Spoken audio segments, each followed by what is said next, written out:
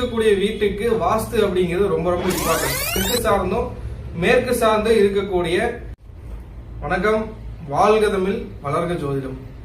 இன்னைக்கு நம்ம பார்க்கறது வாஸ்து சம்பந்தமான ஒரு பதிவு பார்க்கறோம். பொதுவாக நம்ம குடியிருக்கக்கூடிய வீட்டுக்கு வாஸ்து அப்படிங்கிறது ரொம்ப ரொம்ப இம்பார்ட்டன்ட். நம்ம ஜாதகத்துல ஒரு விஷயத்தை நம்ம மாற்ற முடியுமா அப்படின்னா அதுக்கான தசாபுத்திகள், அதுக்கான அந்தரங்கள், கோச்சாரங்கள் வர வரைக்கும் சிறிது காலங்கள் அதுக்கு தேவைப்படும்.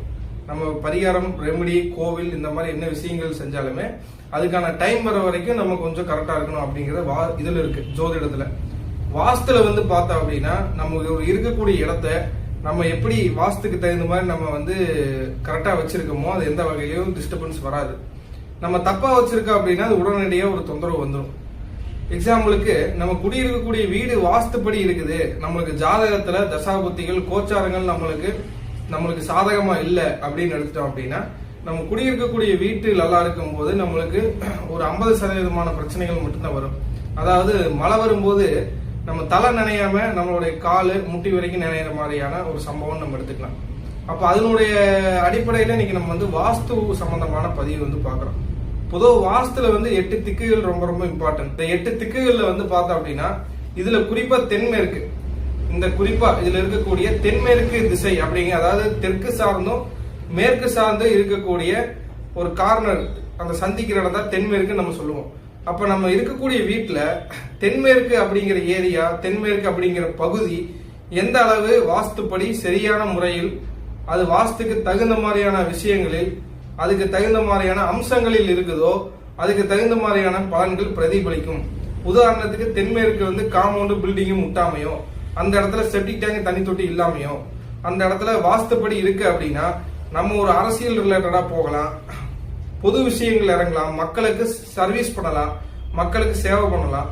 அரசியல்ல நம்ம ஒரு மிகப்பெரிய ஒரு போஸ்டிங், ஒரு பதவி, ஒரு சட்டமன்ற உறுப்பினர், குறிப்பா அரசியல்ல எந்த பதவிகள் வேணாலும் நம்ம எடுத்துக்கலாம். தென்மேற்கு சரியா இருக்கு அப்படின்னா அது நம்மளை அரசியலுக்குள்ள ஈஸியா நம்மளை இன்வால்வ் பண்ணிடும். ஏன் தென்மேற்கு நல்லா இருக்கணும் அப்படின்னா வாஸ்து பகவான் படுத்து கால் நீட்ட இடம் தான் தென்மேற்கு. அப்ப நம்ம ஒரு இடத்துல நம்ம நிலைய கால் வைக்கணும் அப்படின்னா அங்க தென்மேற்கு நல்லா இருந்தா மட்டும்தான் நமக்குனால கால் வச்சு நம்ம நீடிச்சு பயணிக்க முடியும். சரி, நம்ம தென்மேற்கு நல்லா இருக்கு, நாங்க கரெக்டா இருக்கு, நான் அரசியல்ல இருக்கோம், எங்களுக்கு பதவிகள் இருக்கு, நான் இன்னும் அடுத்த கட்டத்துக்கு நம்ம எங்களால போக முடியல அப்படின்னு நிறைய பேர் யோசிச்சிருப்பீங்க. இப்ப நிறைய பேர் அரசியல் சம்பந்தமான நபர்கள் கூட நம்மளுடைய வீடியோ பார்க்கறதுக்கு வாய்ப்புகள் இருக்கு. அப்ப அதனுடைய அடிப்படையில தென்மேற்கு எந்த வகையில நம்மளுக்கு நல்லா இருக்கோ அதே மாதிரி வடகிழக்கு அப்படிங்கிற பகுதி அதுவுமே வாஸ்துப்படி இருக்கணும். வடகிழக்கு வாஸ்துப்படி இல்லை அப்படின்னா வடக்கும் கிழக்கும் சந்திக்கிற இடம், அந்த பகுதி வாஸ்துப்படி இல்லை அப்படின்னா நம்ம என்னதான் நம்ம அரசியல்ல நம்ம உள்ள போனாலுமே நம்மளால நீடித்து பயணிக்க முடியாது. ஒரு சில நேரங்கள்ல நம்ம திடீர்னு ஒரு கட்சியில இருந்து இன்னொரு கட்சிக்கு போறது, நம்ம இருக்கக்கூடிய கட்சியில நம்மளுக்கு நீடித்து நம்மளுக்கு பதவி கிடைக்காம இருக்கிறது, அந்த இடத்துல அவமானங்கள், அந்த இடத்துல நிறைய பிரச்சனைகளை சந்திக்கிறது எல்லாமே வடகிழக்கு பகுதி அப்படிங்கறதான் மெயினா நம்ம பார்க்க வேண்டிய ஒரு விஷயம்.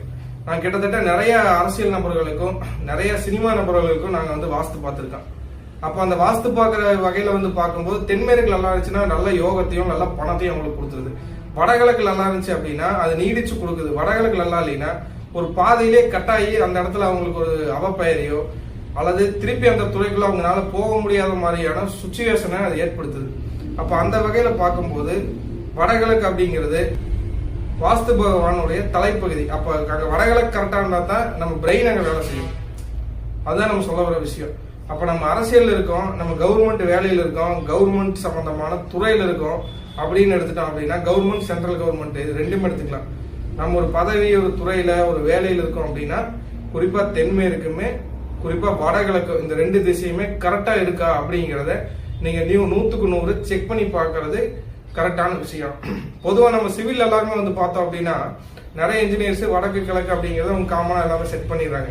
பட் ஆனா அது முழுக்க வாஸ்துடைய கோட்பாட்டுக்குள்ள அது கரெக்டா வருது அப்படிங்கறத வாஸ்து நிபுணர்களை வச்சு நீங்க செக் பண்றது அப்படிங்கிறது 100% உங்களுக்கு நல்ல பலன்களையும் நல்ல வளர்ச்சிகளையும் உங்களுக்கு தரும் அப்படிங்கிறது இந்த வீடியோவுடைய நோக்கம். அடுத்து வாஸ்து சம்பந்தமான இன்னொரு பதிவுல நம்ம சந்திப்போம். நன்றி, வணக்கம்.